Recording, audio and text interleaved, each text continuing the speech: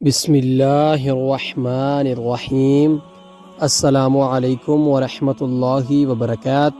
ہم آپ کو حافظ اسلامک ٹی وی میں خوش آمدید کہتے ہیں۔ حضرت انس بن مالک رضی اللہ تعالی عنہ بیان کہتے ہیں کہ نبی اکرم صلی اللہ علیہ وآلہ وسلم کو جب کوئی کام سخت تکلیف و پریشانی میں ڈال دیتا تو آپ یہ دعا پڑھتے: یا حی یا قیوم برحمتک استغیث۔ اس کا ترجمہ ہے: اے زندہ اور ہمیشہ رہنے والے، تیری رحمت کے وسیلے سے تیری مدد چاہتا ہوں۔